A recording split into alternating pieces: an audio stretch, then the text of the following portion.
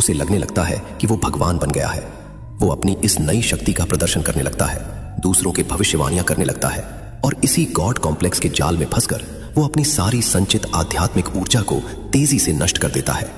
हमारे प्राचीन पतंजलि योग सूत्र में इसे सिद्धियों का सबसे बड़ा खतरा बताया गया है, जो साधक को उसके परम लक्ष्य से भटकाकर फिर से उसी साधारण और तनावग्रस्त जीवन में धकेल देता है। क्या आपने कभी किसी ऐसे इंसान को देखा है जो बहुत ज्ञानी या सिद्ध होने का दावा करता हो, लेकिन छोटी छोटी बातों पर भयंकर क्रोध या अहंकार से भर जाता हो? ऐसा इसलिए होता है क्योंकि उन्होंने ऊर्जा तो जगा ली, लेकिन अपने मन और अहंकार को वैराग्य से शुद्ध नहीं किया। जब आपके भीतर ये शक्तियां जागें, तो एक सच्चे गुरु का सबसे अचूक रहस्य यही है कि पूरी तरह से मौन हो जाओ। जो भी भविष्य के दृश्य दिखें, जो भी विचार सुनाई दें, उन्हें सिर्फ एक साक्षी की तरह तटस्थ होकर देखो। उन विचारों से न तो डरो न खुश हो, और सबसे महत्वपूर्ण बात, उन्हें किसी से कहो मत। जब आप अपनी इस असीमित ऊर्जा को दुनिया को चमत्कृत करने के बजाय खुद को जानने और ब्रह्म प्रकाश तक पहुंचने के लिए इस्तेमाल करते हैं, तो वो सतरंगी चक्र धीरे धीरे पिघल कर एक अनंत, ठंडी और सफेद रोशनी में बदल जाता है। ये सफेद रोशनी इतनी आनंदमयी और शांतिदायक होती है कि इसका वर्णन दुनिया के किसी भी शब्दकोश में नहीं है।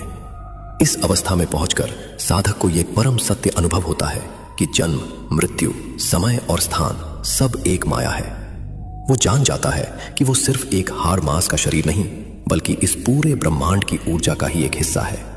यही वो अवस्था है जहां इंसान किसी भी जटिल समस्या का समाधान चुटकियों में निकाल सकता है, किसी भी विषय को एक बार पढ़कर हमेशा के लिए याद रख सकता है और अपनी बीमारियों को खुद ही अपनी हीलिंग एनर्जी से ठीक कर सकता है। वो भीड़ में रहकर भी पूरी तरह से एकांत और शांत महसूस करता है, क्योंकि अब उसका मैं ब्रह्मांड के हम में विलीन हो चुका है। तो दोस्तों, इस 5वें एपिसोड में हमने आंतरिक त्राटक की उस रहस्यमयी शुरुआत को देखा, जहां बाहरी दुनिया का कोई सहारा नहीं होता। हमने समझा कि कैसे अंधेरे से डरने के बजाय उसे एक साक्षी की तरह देखने से पीनियल ग्लैंड सक्रिय होता है, और कैसे गॉड कॉम्प्लेक्स के अहंकार से बचकर ही असीमित शक्तियों को संभाला जा सकता है। लेकिन यह तो सिर्फ तीसरी आंख के जागरण का पहला द्वार था। अभी तो हमने सिर्फ उस सतरंगी चक्र और सफेद रोशनी की एक झलक देखी है। क्या होगा जब ये रोशनी पूरी तरह से आपके पूरे शरीर को अपने कब्जे में ले लेगी?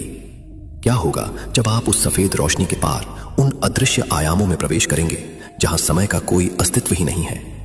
अगले एपिसोड में हम जानेंगे कि कैसे आज्ञा चक्र त्राटक के लगातार अभ्यास से इंसान की हीलिंग शक्तियां इतनी बढ़ जाती हैं कि वो न केवल खुद को बल्कि दूसरों को भी सिर्फ अपनी ऑरा से ठीक कर सकता है।